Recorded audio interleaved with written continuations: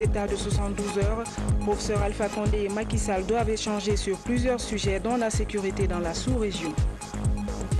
105 millions d'euros pour le démarrage du projet minier d'Abola-Tougué. La République islamique compte exploiter plus de 10 millions de tonnes de bauxite par an. Culture exposition du talent guinéen en Belgique. C'est dans le cadre de la première édition culturelle dénommée Vive la Guinée à Bruxelles. Mesdames et messieurs, bonsoir. Le chef de l'État en visite d'État à Dakar, professeur Alpha Condé est arrivé ce soir au Sénégal.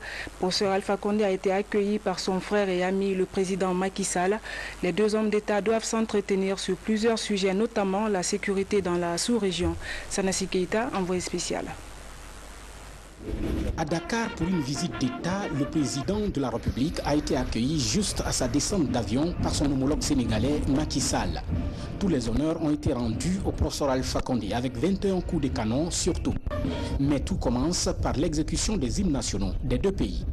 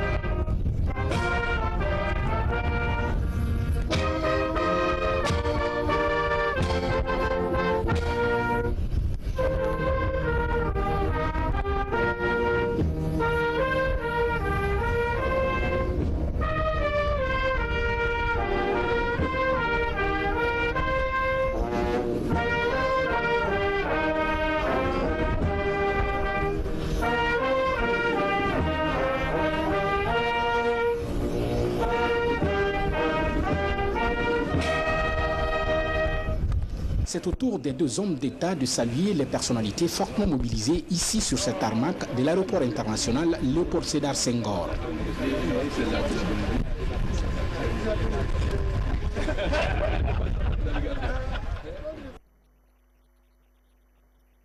L'État effectue donc une visite de 72 heures dans la capitale sénégalaise. En marge des préparatifs de cette visite, les patrons guinéens et sénégalais se sont retrouvés pour la signature d'une convention en vue de renforcer les relations économiques et commerciales entre Conakry et Dakar. Safiatou Condé, envoyé spécial. Redonner un nouveau souffle aux relations d'affaires entre la Guinée et le Sénégal. C'est la démarche entamée par les chefs d'entreprise des deux pays à Dakar. Ils se retrouvent pour signer une convention de partenariat entre leurs entités économiques. Le mouvement des entreprises du Sénégal et la Confédération patronale des entreprises de Guinée redynamisent ainsi les relations commerciales et financières entre Conakry et Dakar. Aujourd'hui, c'est un exemple donc, de coopération, non seulement entre les deux pays, mais aussi entre les deux secteurs privés. Et je magnifie la signature de cette convention entre le patronat guinéen et le patronat sénégalais, représenté ici par le mouvement des entreprises du Sénégal. Nous essayons de créer une nouvelle dynamique de coopération et d'échange, de synergie entre nous, hommes d'affaires sénégalais, hommes d'affaires guinéens. Dans cette convention, nous avons donc des projets en commun, nous avons des missions en commun.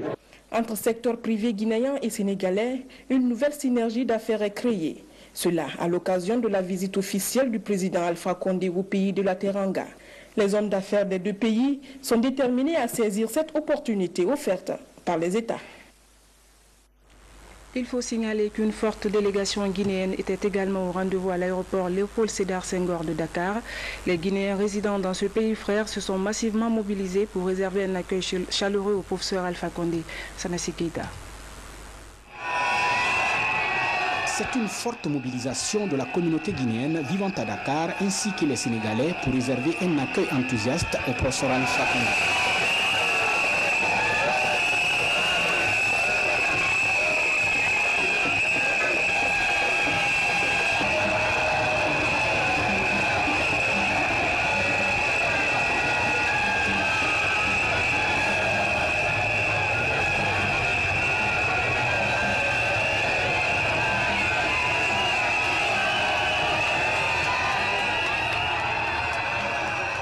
Toutes les rues de la capitale Dakar ont été occupées par les populations de ces deux pays, la Guinée et le Sénégal. Comme pour dire tout simplement que la Guinée et le Sénégal sont deux pays qui partagent les mêmes cultures.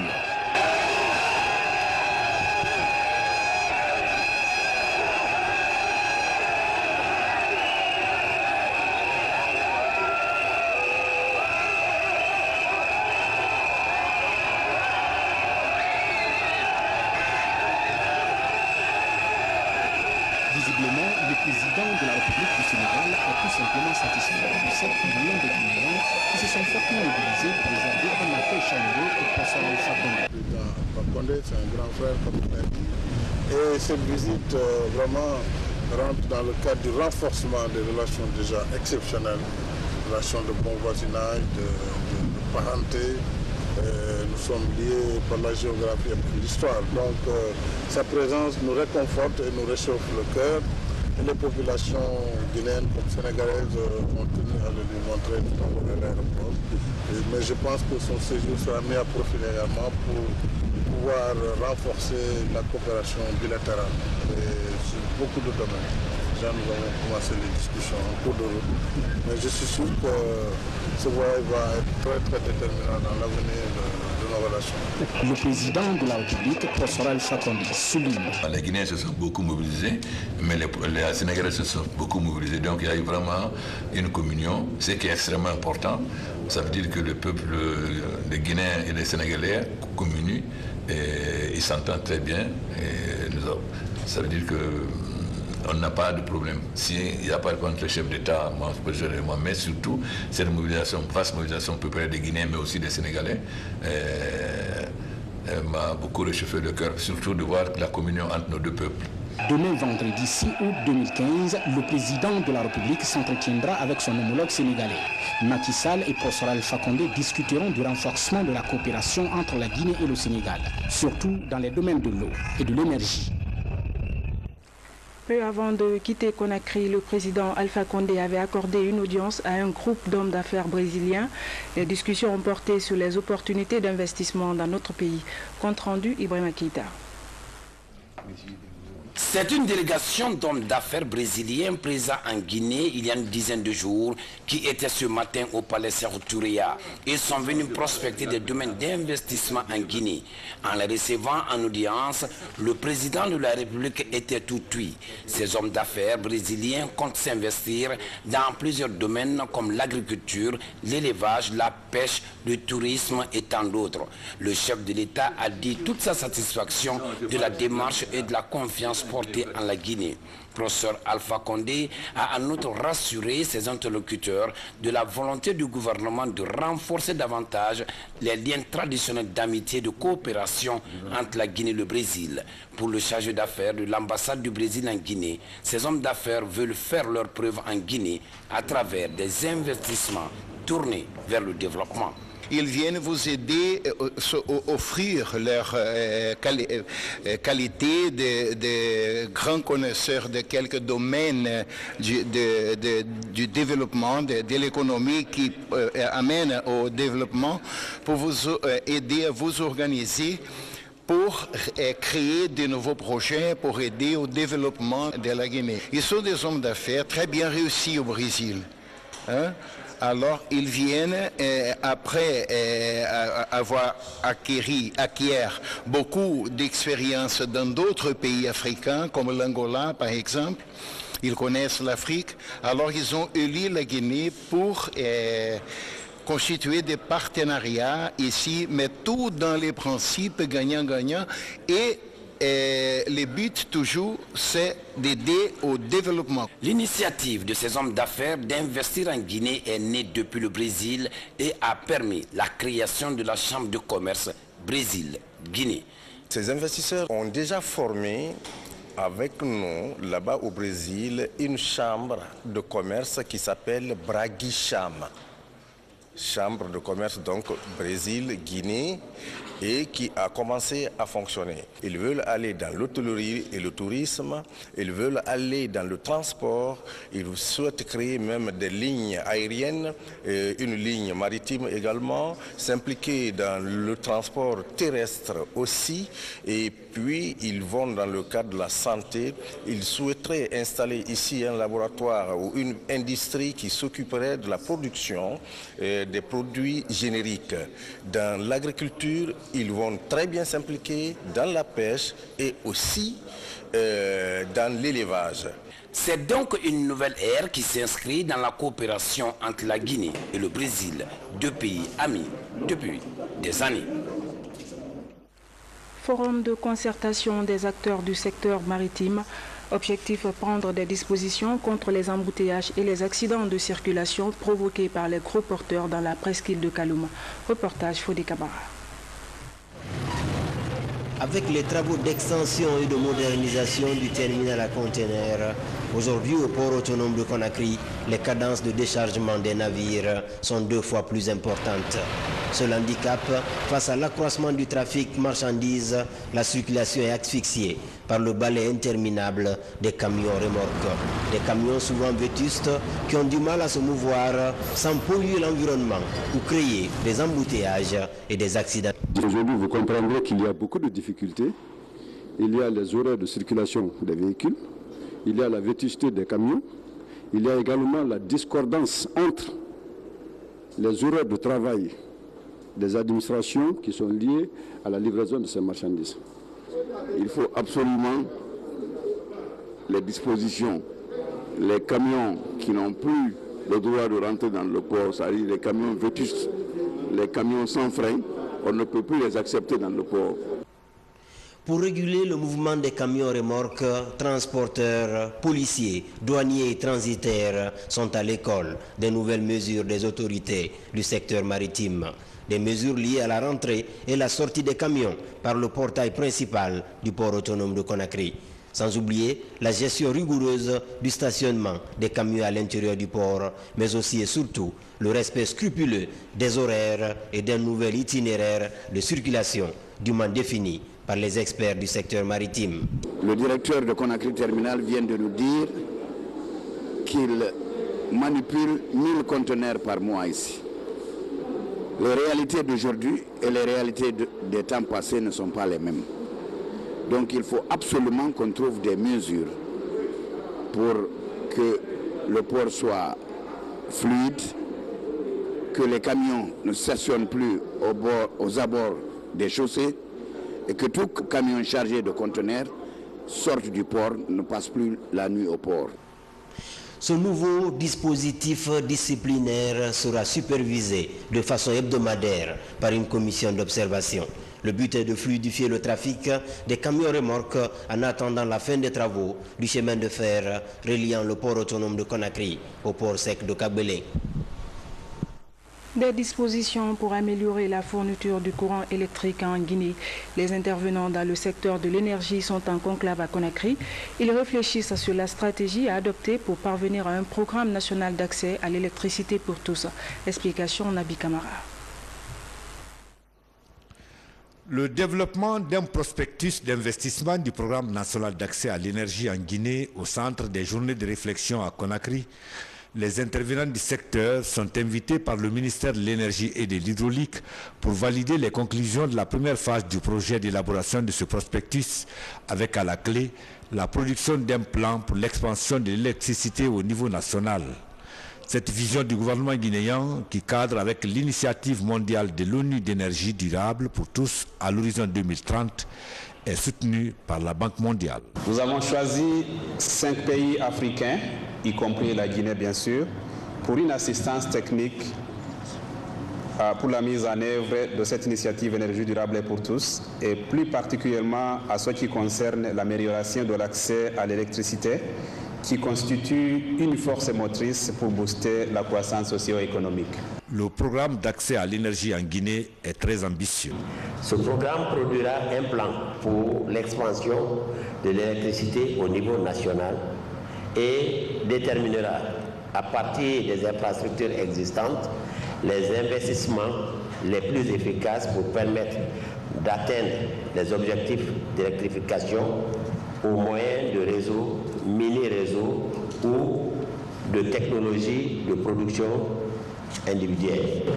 C'est à travers l'assistance technique du consortium Castalia que la Banque mondiale appuie le programme national d'amélioration de l'accès à l'électricité en Guinée. Les travailleurs de la SEG étaient récemment réunis à Mamou dans le but de plancher sur le budget de la société. Après avoir établi le bilan en 2014, la SEG projette un meilleur service à ses abonnés. La synthèse des travaux avec Mamadou Patebaldé. La société d'exploitation des eaux de Guinée, plus que jamais déterminée à offrir de l'eau potable de qualité et en quantité suffisante aux consommateurs guinéens. À l'ENATEP de Mamou, cadres et techniciens s'étaient retrouvés dans le but de passer en revue les objectifs de 2014 et actualiser les budgets de 2015 des centres de l'intérieur. À rappeler qu'au cours de l'exercice 2014, sur 9 millions de mètres cubes d'eau prévus par la SEG, 8 millions ont été réalisés, soit un taux d'exécution de 90%. Nous sommes basés sur les paramètres, les indicateurs de gestion. Les indicateurs de gestion en matière du taux d'abonnés facturés, en matière de la production, en matière des ratios de facturation, le ratio de facturation, en matière du taux du rendement du réseau, en matière du taux des encaissements. Il y a eu des soucis exprimés en termes de développement de certaines infrastructures dans certaines villes. Nous allons en tenir compte et nous allons prendre les meilleures dispositions pour que les 6 derniers mois de cette année-là, que le budget tienne. Ce travail permettra à coup sûr de voir les points forts et les points faibles, de faire des échanges fructueux et en toute connaissance de cause, de prendre des dispositions nécessaires pour aller de l'avant, pour renforcer la SEG dans sa mission pour le plus grand bien des populations guinéennes. Eu égard aux difficultés rencontrées sur le terrain, la société d'exploitation des eaux de Guinée entend étendre son réseau pour toucher plus de clients, conformément aux recommandations du gouvernement guinéen. 105 millions d'euros pour le démarrage du projet minier d'Abola Tougué. La République islamique d'Iran compte mettre en valeur des plateaux bauxitiques de ces localités. Elle entend ainsi exploiter jusqu'à 10 millions de tonnes de bauxite par an. La signature de la convention vient d'être faite entre les deux pays. Le point avec Mamadou Patebaldé. Amorcé en 1992, le projet minier de Tougué et d'Abola sort des tiroirs et reprend forme. Cette signature entre le gouvernement guinéen et la République islamique d'Iran témoigne de la volonté des deux parties à viabiliser le projet. À terme, la société de bauxite d'Abola Tougué compte exporter jusqu'à 10 millions de tonnes à partir des plateaux bauxitiques de Tougué et de Dabola. Quand le projet avait été signé dans les années 90, les questions d'environnement et d'impact social n'étaient pas aussi importants dans les paradigmes de développement. Alors qu'aujourd'hui, on est obligé de tenir compte et des questions d'environnement et des questions d'impact sur les populations. Au début, les travaux s'étaient commencés, mais nous avions un problème de distance entre le port autonome de Conakry et le site de mine. Et puis, il y avait des changements des gouvernements, des plans de développement sociopolitique ici. La SBDT couvre une superficie de près de 6000 km², soit 12 plateaux à Tougué et 13 à Dabola. Selon des études de faisabilité réalisées en 2010, le coût du projet est estimé à plus de 500 millions d'euros, à savoir la mine, le pipeline de transport du minerai et le port. On a eu un préfinancement, n'est-ce pas, de tout le projet en 2010, mais malheureusement, on n'a pas pu, n'est-ce pas, évoluer sur le terrain. Le deuxième volet, c'est le système de transport, comme l'a si bien dit là, l'ambassadeur. C'est le système de pipe, c'est des tubes de 40 cm qui vont évoquer tout cet bauxite jusqu'à Conakry. Mais on fait le transport à l'aide de l'eau. 50% eau, 50% bauxite. Et quelle est l'importance de ça? C'est qu'une fois au port de Conakry, on fait l'essorage et après l'essorage, nous récupérons l'eau et cette eau va participer, n'est-ce pas, pour régler le déficit, n'est-ce pas, de l'eau de Conakry. La matérialisation de ce projet minier permettra à la Guinée d'accélérer le développement des préfectures de Tougué et d'Aboula et réduire la pauvreté dans le pays. C'était plutôt le reportage de Mamadou Alpha Baldé. Bientôt la mise en place d'une base de données statistiques en Guinée. Les techniciens nationaux et régionaux se familiarisent avec le concept Akoya. La rencontre est initiée par le ministère du Plan sur financement de l'Union européenne. La synthèse avec Diamo Kaba, Abdelkarim Kamara. Akoya, la formation des spécialistes de la statistique pour la mise en place d'une banque de données nationale a porté sur la maîtrise du logiciel Statistical Package for Social Science. L'initiative pourrait contribuer à renforcer la capacité des bénéficiaires. SPSS, c'est en fait un logiciel statistique qui permet le traitement des données puis le calcul des indicateurs. Que ce soit maintenant, vous savez, vous pouvez calculer les fréquences, vous pouvez calculer les écarts types, vous pouvez calculer les covariances et toute forme d'information ou bien toutes sortes d'indicateurs qui est requis, par exemple, dans les études statistiques, vous pouvez faire avec SPSS. C'est aussi un puissant outil de gestion de base de données. Avec ce logiciel spécialisé, ces cadres seront techniquement outillés en matière de collecte et de traitement des données. Cela naturellement suppose que les cadres de service maîtrisent parfaitement l'outil informatique et maîtrisent des logiciels liés au traitement de l'information statistique. J'ai déjà une charge lourde. Je suis là non seulement dans le cadre de ma formation personnelle, mais à une restitution fidèle au niveau de mon institution, de mon département et pourquoi pas de ma direction, la direction cartographique et de la division censitaire. À travers cette démarche, l'INS entend promouvoir la compilation et la diffusion des données sur le développement humain. Le management des projets et la gestion axée sur les résultats, c'est le thème d'un atelier de formation qui se tient à l'intention des cadres du ministère de la Culture. À l'issue des travaux, les participants devraient être dotés de techniques leur facilitant le montage des projets pour accompagner le secteur culturel. Reportage Mamadi Terna Kamisoko. Désormais, c'est l'heure du travail axé sur le résultat au ministère de la Culture. Les cadres des différents services du département se familiarisent avec des techniques de management des projets, la gestion axée sur les résultats, la préparation, le financement, la réalisation et le suivi des projets sont les principaux défis à relever. Nous procédons directement à la formation des gens conformément aux thèmes qui sont adéquats à leur mission. C'est dans ces cadres que nous avons constaté pour le cas spécifique du ministère de la Culture un thème basé sur le management des projets et gestion axée sur les résultats pour permettre aux cadres d'initier des projets d'intervention, les transformer en objectifs et enclencher les démarches nécessaires pour l'obtention des fonds et financements afin de combler le déficit que nous constatons souvent au sein de notre ministère. L'objectif est de permettre au ministère de la Culture de procéder à une véritable relance du secteur culturel à travers l'exécution des projets et programmes. Faire en sorte que l'État soit un partenaire et non le principal bailleur de fonds des activités culturelles. Comme c'est les obligations de résultat, j'espère qu'au sortir de cette formation, il y aura une certaine amélioration dans le cadre du travail, dans le cadre de la mise en œuvre des projets que nous avons au ministère de la Culture. Dès début septembre, ce renouveau culturel va commencer par l'organisation des quinzaines artistiques les 3, 4 et 5 septembre prochains à Conakry et dans les villes de l'intérieur du pays. Direction le district de Kibali à 80 km de Forêt-Caria. La localité vient de sortir de 21 jours de cerclage, une action conjointe menée par les partenaires engagés dans la lutte contre Ebola.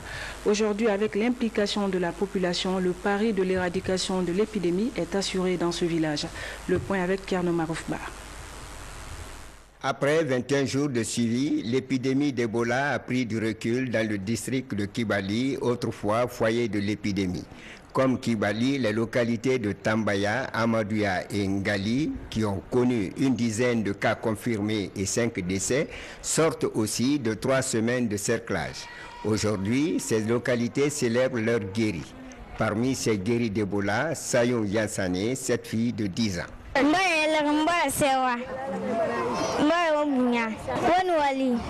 Pour garder cet élan, les partenaires engagés dans cette lutte continuent d'apporter assistance aux habitants. Il y a un mois jour pour jour, on était à Kibali ici pour le lancement de la campagne de recherche active des malades. Donc vous savez, depuis un certain temps comme stratégie, nous avons utilisé désormais la stratégie de micro-cerclage. Cette stratégie vise à garder la communauté où nous avons eu des cas confirmés pendant une période de 21 jours pour les permettre d'être suivis et éventuellement, s'il y a des cas qui développent les maladies, essayer un peu de les référer. Donc, depuis un mois, on est venu à Kibali. La communauté a sollicité vraiment un certain nombre d'appuis. On a fait ça à la communauté à travers un financement, bien évidemment, de l'UNICEF. On les a donné une salle de cinéma équipée avec Canal Toutou, qui les a permis vraiment de rester sur place. Et la coordination aussi a fait l'effort vraiment d'envoyer de la nourriture à la communauté. Avec cette implication des populations, les partenaires se disent confiants quant à l'éradication de l'épidémie dans un bref délai. Pour nous tous, c'est un sentiment de grande satisfaction. Satisfaction dans le sens qu'aujourd'hui le cerclage prend fin ici à Kibali et dans les villages environnants. Et Dieu merci, nous avons vu que sur la plupart des contacts qui ont été suivis pendant les 21 jours, les choses se sont bien passées. Et vous avez vu la communauté qui est extrêmement contente de ce qui s'est passé ici, tous les soutiens qu'elles ont eu. Mais nous sommes aussi satisfaits de la participation communautaire qui a été faite ici. L'engagement de la communauté elle-même qui s'est impliquée fortement dans la réponse, qui s'est aussi impliquée dans le suivi des contacts et de faire en sorte que les mesures d'hygiène qui ont été recommandées par tous les partenaires ici présents ont été suivies et que les choses se sont bien passées. Nous félicitons les populations guinéennes qui ont bien voulu se prêter à cet essai vaccinal. Et comme vous l'avez vu également entendu sur les ondes, le vaccin a été efficace et nous allons à partir de cet instant vacciner tous les contacts et les contacts des contacts. Ceci est très important parce que, comme vous le savez, le virus est dans les contacts. Si nous arrivons à vacciner tous ces contacts-là, aussitôt détectés, nous allons pouvoir avoir une autre arme pour pouvoir mettre fin à cette épidémie d'Ebola. Les partenaires ont désormais les regards tournés vers d'autres localités touchées. Des produits pharmaceutiques et des denrées de première nécessité pour les enfants démunis de la région forestière. Un geste du ministère de l'Action sociale qui vise à améliorer la prise en charge sanitaire de cette couche vulnérable. Reportage Mohamed De Camara.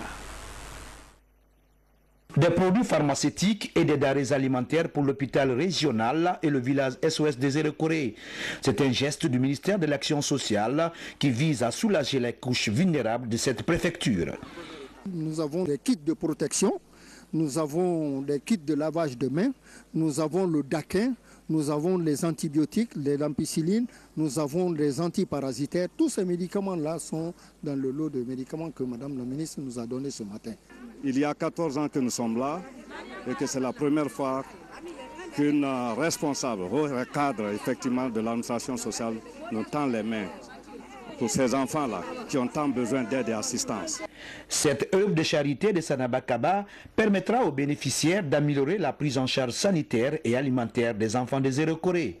Nous avons mobilisé des dons pour venir encourager cette ONG qui accompagne l'État dans sa politique de protection des couches vulnérables. Et les médicaments, nous avons reçu un don d'une valeur de 500 millions de francs guinéens de la part de Laborex. Et comme c'est destiné aux couches vulnérables, nous avons fait une clé de répartition. L'équipe du ministère de l'Action sociale compte multiplier ce genre d'initiatives dans d'autres structures du pays. Une initiative qui se situe dans le cadre de la politique de protection du gouvernement guinéen.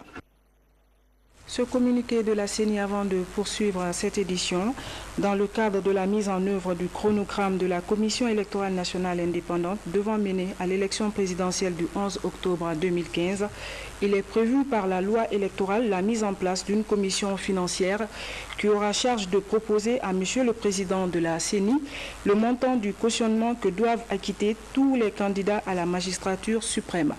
À cet égard et conformément aux dispositions de l'article 192 12 du Code électoral. La CENI convie les partis politiques engagés à cet effet, ainsi que les représentants de M. le ministre de l'Économie et des Finances et de M. le ministre de l'Administration du Territoire et de la Décentralisation, à participer à la réunion de la commission financière prévue le samedi 8 août 2015 au siège de la CENI à 10 heures précises. La CENI saisit cette occasion pour remercier chaleureusement tous les acteurs et partenaires du processus électoral pour leur participation à l'amélioration et à la consolidation de notre jeune démocratie. En prélude donc à la présidentielle du 11 octobre prochain, le MTD, Mouvement des Jeunes Patriotes, a tenu sa convention nationale.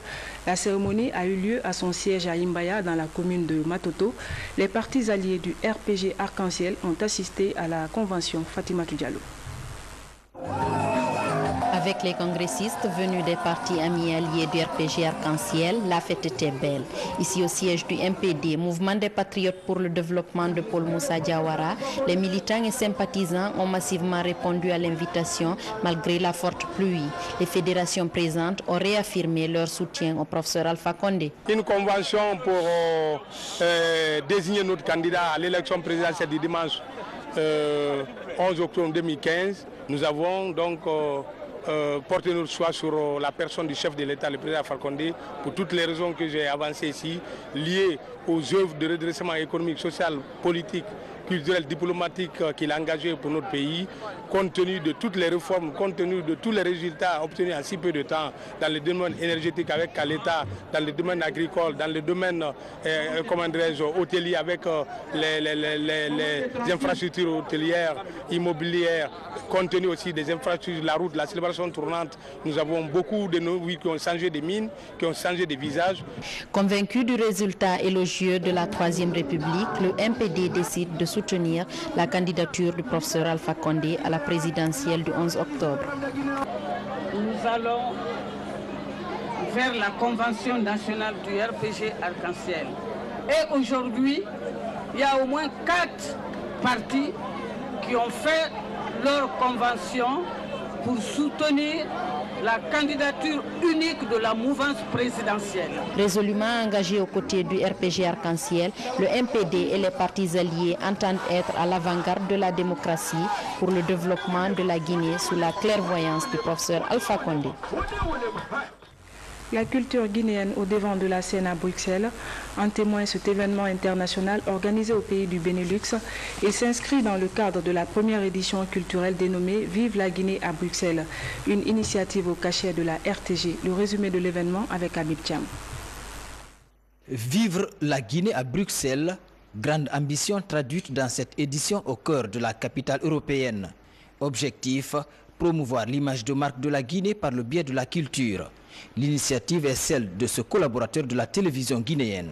C'est le lancement, c'est la base. Le bébé est né aujourd'hui avec votre bénédiction. Chaque année, il y aura les colloques. Pendant ce moment, il y a des thèmes qui vont se développer. Il y aura des expositions et il y aura 9 heures ou 12 heures de spectacle, de musique live pour la promotion des artistes guinéens. Je voudrais sincèrement dire merci. Merci à chacun. Merci donc pour la naissance de ce projet dans la capitale européenne. C'est vraiment au nom de toute la communauté vous dire grand merci. C'est Olomo et toute votre équipe pour avoir eu cette idée. Vous aurez pu faire à Paris parce que tout se fait à Paris. Pas toujours Paris, il faut venir à Bruxelles. Il nous a trouvé cette magnifique salle. Donc vraiment merci d'avoir choisi Bruxelles. À peine ouverte, cette première édition est pour beaucoup un succès pour la culture guinéenne au plan international. Au nombre des thèmes abordés, l'élan touristique amorcé en Guinée, la contribution de la diaspora au développement du pays, son intégration en Belgique et en Europe. C'est une belle initiative. On n'avait pas beaucoup de monde, mais on avait vraiment un panel très riche. Et donc ce qui est sorti ici est vraiment extraordinaire, va nous permettre effectivement de pouvoir mettre un grand événement pour la prochaine fois, c'est pour 2016. Abraham Sonti, un des symboles de l'émergence culturelle en Guinée. Avec ses pairs, l'artiste a marqué de son empreinte cet événement historique aux couleurs africaines. Voilà, mesdames et messieurs, c'est la fin de cette édition. Merci à vous de l'avoir suivi. Demain, vous serez avec une nouvelle équipe. Moi, je vous dis bonsoir et à bientôt.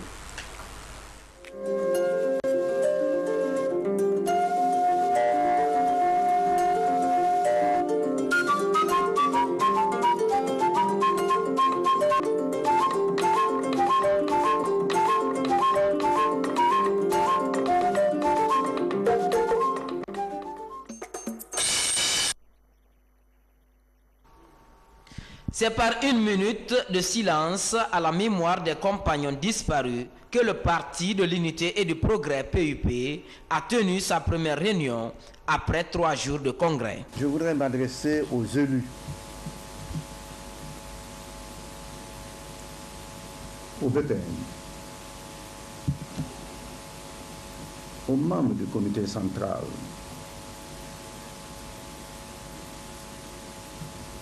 aux membres du comité national des jeux. Les accidents de circulation provoqués par les gros porteurs dans la presqu'île de Kalouma. Reportage Fodé Camara. Avec les travaux d'extension et de modernisation du terminal à conteneurs, aujourd'hui au port autonome de Conakry, les cadences de déchargement des navires sont 2 fois plus importantes. Seul handicap, face à l'accroissement du trafic marchandises, la circulation est asphyxiée par le balai interminable des camions remorques. Des camions souvent vétustes qui ont du mal à se mouvoir sans polluer l'environnement ou créer des embouteillages et des accidents. Aujourd'hui, vous comprendrez qu'il y a beaucoup de difficultés. Il y a les horaires de circulation des véhicules, il y a la vétusté des camions, il y a également la discordance entre les horaires de travail des administrations qui sont liées à la livraison de ces marchandises. Il faut absolument les dispositions, les camions qui n'ont plus le droit de rentrer dans le port, c'est-à-dire les camions vétustes, les camions sans frein, on ne peut plus les accepter dans le port. Pour réguler le mouvement des camions remorques, transporteurs, policiers, douaniers et transitaires sont à l'école des nouvelles mesures des autorités du secteur maritime. Des mesures liées à la rentrée et la sortie des camions par le portail principal du port autonome de Conakry. Sans oublier la gestion rigoureuse du stationnement des camions à l'intérieur du port, mais aussi et surtout le respect scrupuleux des horaires et d'un nouvel itinéraire de circulation dûment défini par les experts du secteur maritime. Le directeur de Conakry Terminal vient de nous dire qu'il manipule 1000 conteneurs par mois ici. Les réalités d'aujourd'hui et les réalités des temps passés ne sont pas les mêmes. Donc il faut absolument qu'on trouve des mesures pour que le port soit fluide, que les camions ne stationnent plus aux abords des chaussées et que tout camion chargé de conteneurs sorte du port, ne passe plus la nuit au port. Ce nouveau dispositif disciplinaire sera supervisé de façon hebdomadaire par une commission d'observation. Le but est de fluidifier le trafic des camions remorques en attendant la fin des travaux du chemin de fer reliant le port autonome de Conakry au port sec de Kabelé. Des dispositions pour améliorer la fourniture du courant électrique en Guinée. Les intervenants dans le secteur de l'énergie sont en conclave à Conakry. Ils réfléchissent sur la stratégie à adopter pour parvenir à un programme national d'accès à l'électricité pour tous. Explication Nabi Kamara. Le développement d'un prospectus d'investissement du programme national d'accès à l'énergie en Guinée au centre des journées de réflexion à Conakry. Les intervenants du secteur sont invités par le ministère de l'Énergie et de l'Hydraulique pour valider les conclusions de la première phase du projet d'élaboration de ce prospectus, avec à la clé la production d'un plan pour l'expansion de l'électricité au niveau national. Cette vision du gouvernement guinéen, qui cadre avec l'initiative mondiale de l'ONU d'énergie durable pour tous à l'horizon 2030, est soutenue par la Banque mondiale. Nous avons choisi 5 pays africains, y compris la Guinée bien sûr, pour une assistance technique pour la mise en œuvre de cette initiative énergie durable pour tous, et plus particulièrement à ce qui concerne l'amélioration de l'accès à l'électricité, qui constitue une force motrice pour booster la croissance socio-économique. Le programme d'accès à l'énergie en Guinée est très ambitieux. Ce programme produira un plan pour l'expansion de l'électricité au niveau national et déterminera, à partir des infrastructures existantes, les investissements les plus efficaces pour permettre d'atteindre les objectifs d'électrification au moyen de réseaux, mini-réseaux ou de technologies de production individuelle. C'est à travers l'assistance technique du consortium Castalia que la Banque mondiale appuie le programme national d'amélioration de l'accès à l'électricité en Guinée. Les travailleurs de la SEG étaient récemment réunis à Mamou dans le but de plancher sur le budget de la société. Après avoir établi le bilan en 2014, la SEG projette un meilleur service à ses abonnés. La synthèse des travaux avec Mamadou Patebaldé. La société d'exploitation des eaux de Guinée, plus que jamais déterminée à offrir de l'eau potable de qualité et en quantité suffisante aux consommateurs guinéens. Alénatep de Mamou, cadre et technicien, s'étaient retrouvés dans le but de passer en revue les objectifs de 2014 et actualiser les budgets de 2015 des centres de l'intérieur. A rappeler qu'au cours de l'exercice 2014, sur 9 millions de mètres cubes d'eau prévus par la SEG, 8 millions ont été réalisés, soit un taux d'exécution de 90%. Nous sommes basés sur les paramètres, les indicateurs de gestion. Les indicateurs de gestion en matière du taux d'abonnés facturés, en matière de la production, en matière des ratios de facturation, le ratio de facturation, en matière du rendement du réseau, en matière du taux des encaissements.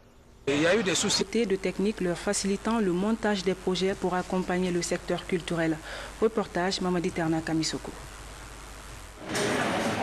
Désormais, c'est l'heure du travail axé sur le résultat au ministère de la Culture. Les cadres des différents services du département se familiarisent avec des techniques de management des projets, la gestion axée sur les résultats, la préparation, le financement, la réalisation et le suivi des projets sont les principaux défis à relever.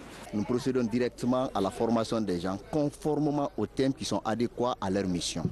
C'est dans ces cadres que nous avons constaté pour le cas spécifique du ministère de la Culture un thème basé sur le management des projets et gestion axée sur les résultats pour permettre aux cadres d'initier des projets d'intervention, les transformer en objectifs et enclencher les démarches nécessaires pour l'obtention des fonds et financements afin de combler le déficit que nous constatons souvent au sein de notre ministère. L'objectif est de permettre au ministère de la Culture de procéder à une véritable relance du secteur culturel à travers l'exécution des projets et programmes. Faire en sorte que l'État soit un partenaire et non le principal bailleur de fonds des activités culturelles. Comme c'est les obligations de résultat, j'espère qu'au sortir de cette formation, il y aura une certaine amélioration dans le cadre du travail, dans le cadre de la mise en œuvre des projets que nous avons au ministère de la Culture. Dès début septembre, ce renouveau culturel va commencer par l'organisation des quinzaines artistiques les 3, 4 et 5 septembre prochains à Conakry et dans les villes de l'intérieur du pays. Direction le district de Kibali à 80 km de Forêt-Caria. La localité vient de sortir de 21 jours de cerclage, une action conjointe menée par les partenaires engagés dans la lutte contre Ebola. Aujourd'hui, avec l'implication de la population, le pari de l'éradication de l'épidémie est assuré dans ce village. Le point avec Kierno Maroufba.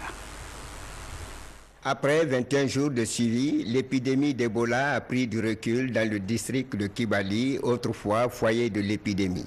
Comme Kibali, les localités de Tambaya, Amadouya et Ngali, qui ont connu une dizaine de cas confirmés et 5 décès, sortent aussi de 3 semaines de cerclage. Aujourd'hui, ces localités célèbrent leur guéri. Parmi ces guéris d'Ebola, Sayon Yansane, cette fille de 10 ans.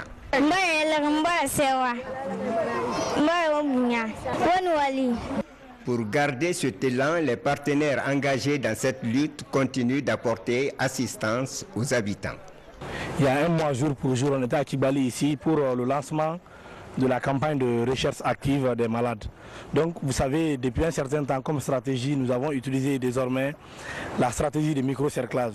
Cette stratégie vise à garder la communauté où nous avons eu des cas confirmés pendant une période de 21 jours pour les permettre d'être suivis et éventuellement, s'il y a des cas qui développent les maladies, essayer un peu de les référer. Donc, depuis un mois, on est venu à Kibali. La communauté a sollicité vraiment un certain nombre d'appuis. On a fait ça à la communauté à travers un financement, bien évidemment, de l'UNICEF. On les a donné une salle de cinéma équipée avec Canal Toutou, qui les a permis vraiment de rester sur place. Et la coordination aussi a fait l'effort vraiment d'envoyer de la nourriture à la communauté. Avec cette implication des populations, les partenaires se disent confiants quant à l'éradication de l'épidémie dans un bref délai. Pour nous tous, c'est un sentiment de grande satisfaction. Satisfaction dans le sens qu'aujourd'hui le cerclage prend fin ici à Kibali et dans les villages environnants. Et Dieu merci, nous avons vu que sur la plupart des contacts qui ont été suivis pendant les 21 jours, les choses se sont bien passées. Et vous avez vu la communauté qui est extrêmement contente de ce qui s'est passé ici, tous les soutiens qu'elles ont eu. Mais nous sommes aussi satisfaits de la participation communautaire qui a été faite ici. L'engagement de la communauté elle-même qui s'est impliquée fortement dans la réponse, et qui s'est aussi impliquée dans le suivi des contacts et de faire en sorte que les mesures d'hygiène qui ont été recommandées par tous les partenaires ici présents ont été suivies et que les choses se sont bien passées. Nous félicitons les populations guinéennes qui ont bien voulu se prêter à cet essai vaccinal.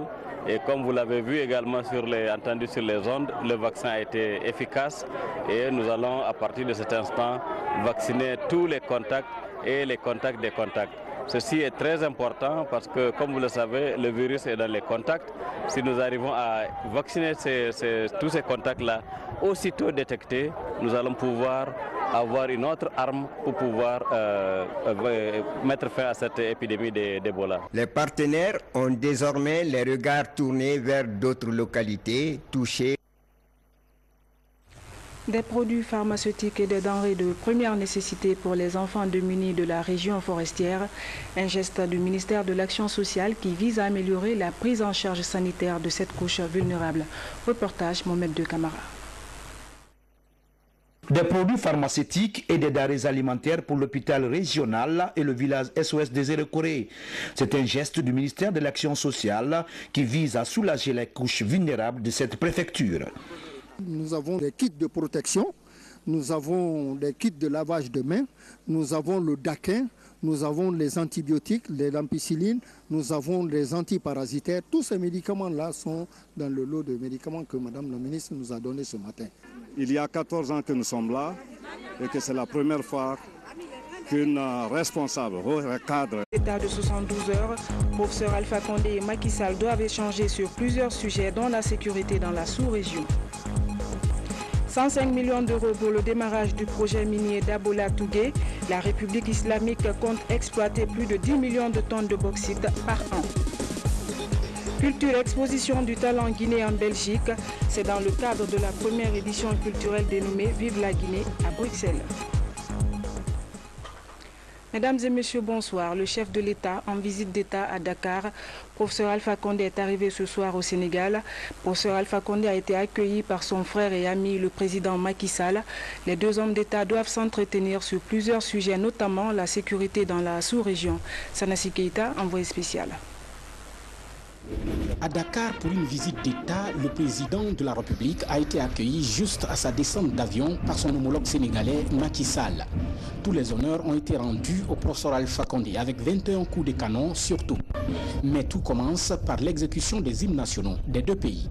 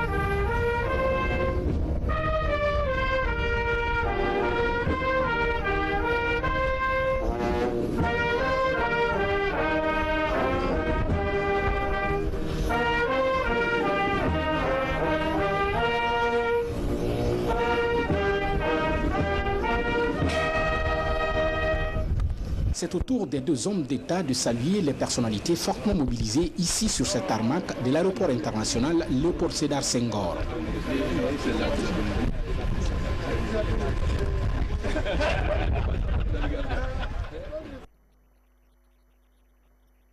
L'État effectue donc une visite de 72 heures dans la capitale sénégalaise. En marge des préparatifs de cette visite, les patrons guinéens et sénégalais se sont retrouvés pour la signature d'une convention en vue de renforcer les relations économiques et commerciales entre Conakry et Dakar. Safiatou Kondé, envoyé spécial.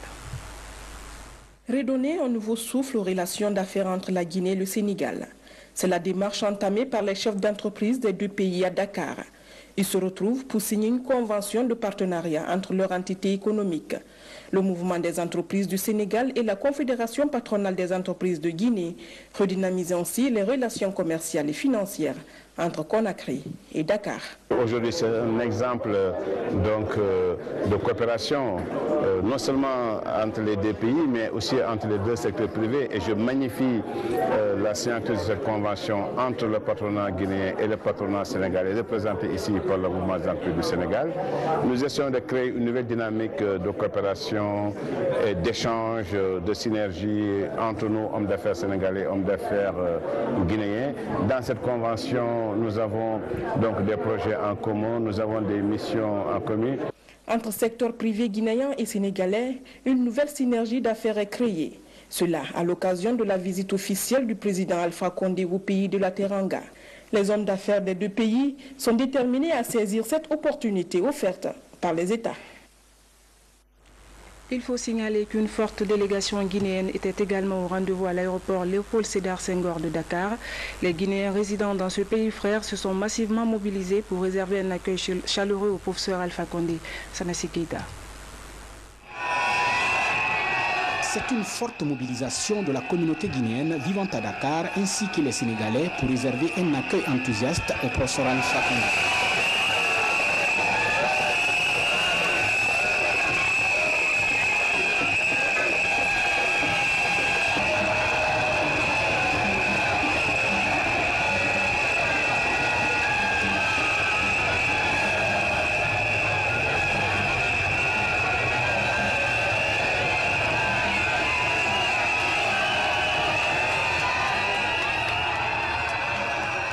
Toutes les rues de la capitale Dakar ont été occupées par les populations de ces deux pays, la Guinée et le Sénégal. Comme pour dire tout simplement que la Guinée et le Sénégal sont deux pays qui partagent les mêmes cultures.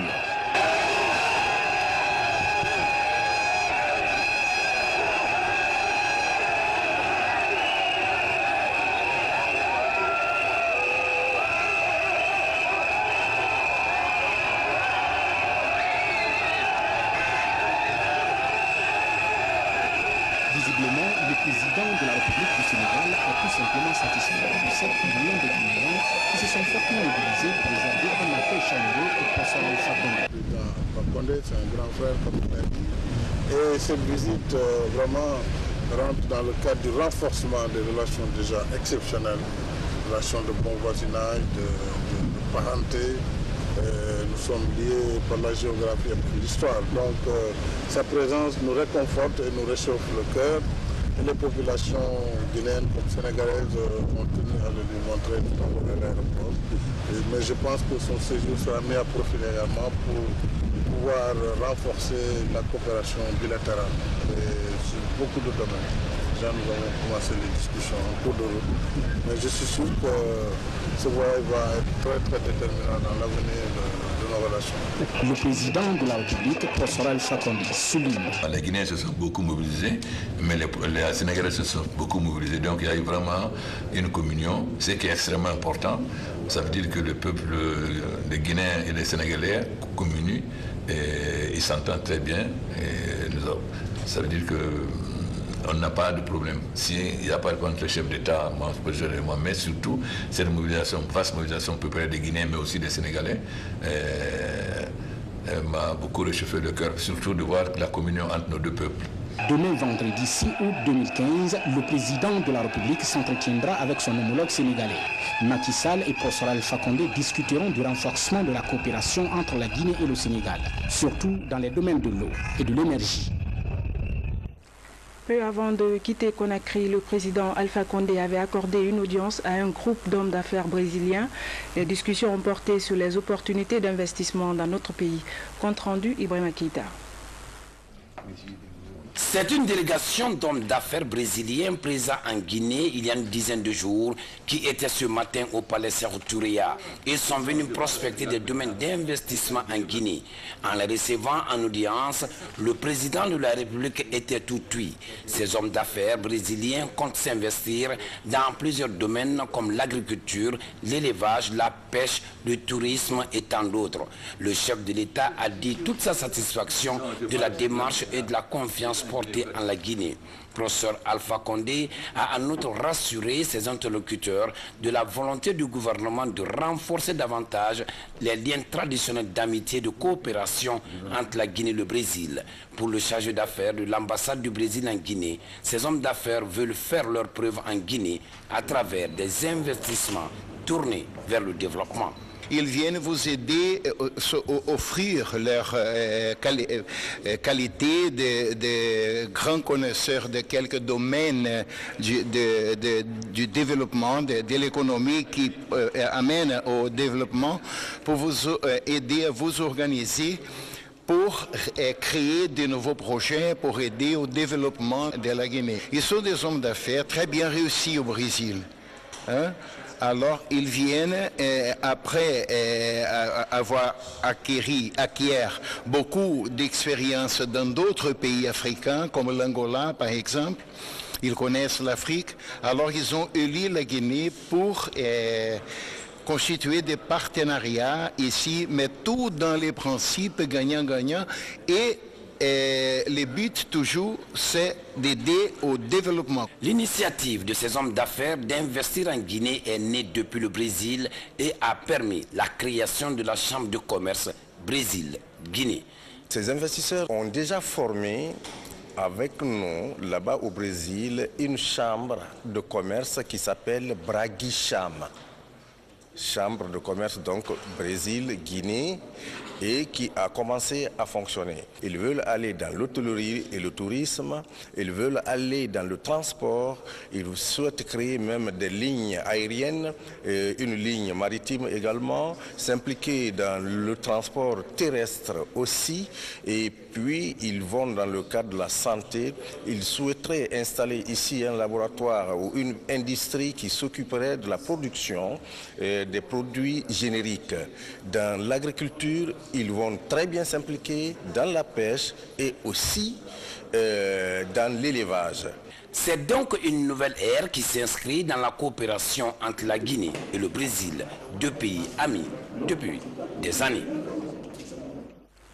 Forum de concertation des acteurs du secteur maritime.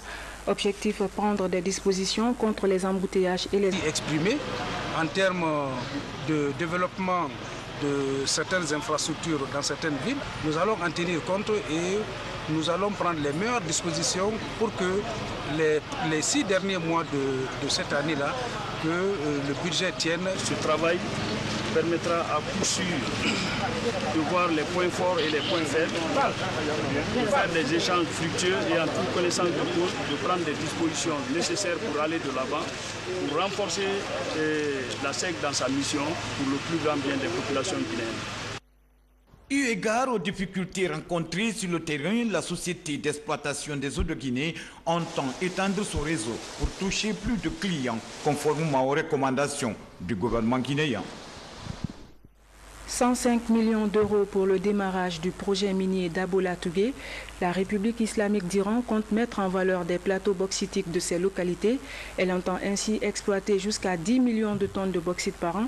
La signature de la convention vient d'être faite entre les deux pays. Le point avec Mamadou Patebaldé. Amorcé en 1992, le projet minier de Tougué et d'Abola sort des tiroirs et reprend forme. Cette signature entre le gouvernement guinéen et la République islamique d'Iran témoigne de la volonté des deux parties à viabiliser le projet. À terme, la société de bauxite d'Abola Tougué compte exporter jusqu'à 10 millions de tonnes à partir des plateaux bauxitiques de Tougué et de Dabola. Quand le projet avait été signé dans les années 90, les questions d'environnement et d'impact social n'étaient pas aussi importants dans les paradigmes de développement. Alors qu'aujourd'hui, on est obligé de tenir compte et des questions d'environnement et des questions d'impact sur les populations.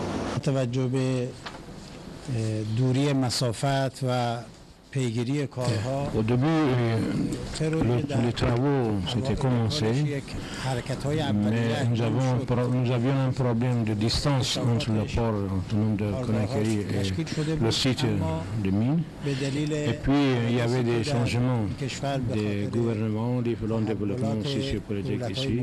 La SBDT couvre une superficie de près de 6000 km², soit 12 plateaux à Tougué et 13 à Dabola. Selon des études de faisabilité réalisées en 2010, le coût du projet est estimé à plus de 500 millions d'euros, à savoir la mine, le pipeline de transport du minerai et le port. On a eu un préfinancement, n'est-ce pas, de tout le projet en 2010, mais malheureusement, on n'a pas pu, n'est-ce pas, évoluer sur le territoire. Le deuxième volet, c'est le système de transport, comme l'a si bien dit l'ambassadeur.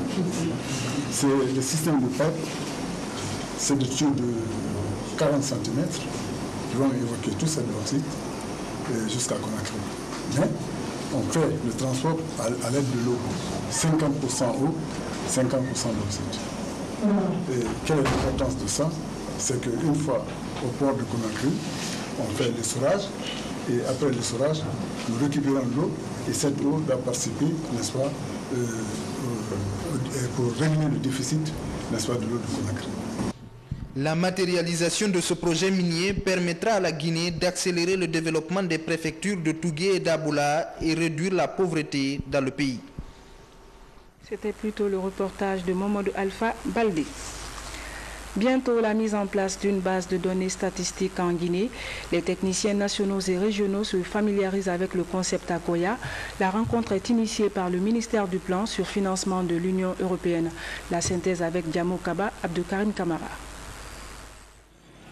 Akoya, la formation des spécialistes de la statistique pour la mise en place d'une banque de données nationale a porté sur la maîtrise du logiciel Statistical Package for Social Science. L'initiative pourrait contribuer à renforcer la capacité des bénéficiaires. SPSS, c'est en fait un logiciel statistique qui permet le traitement des données et le calcul des indicateurs. Que ce soit maintenant, vous savez, vous pouvez calculer les fréquences, vous pouvez calculer les écarts types, vous pouvez calculer les covariances et toute forme d'information ou bien toutes sortes d'indicateurs qui est requis, par exemple, dans les études statistiques, vous pouvez faire avec SPSS. C'est aussi un puissant outil de gestion de base de données. Avec ce logiciel spécialisé, ces cadres seront techniquement outillés en matière de collecte et de traitement des données. Cela naturellement suppose que les cadres de service maîtrisent parfaitement l'outil informatique et maîtrisent des logiciels liés au traitement de l'information statistique. J'ai déjà une charge lourde.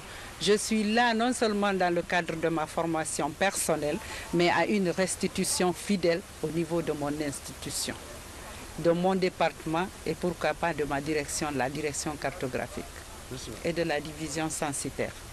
À travers cette démarche, l'INS entend promouvoir la compilation et la diffusion des données sur le développement humain. Le management des projets et la gestion axée sur les résultats, c'est le thème d'un atelier de formation qui se tient à l'intention des cadres du ministère de la Culture. À l'issue des travaux, les participants devraient être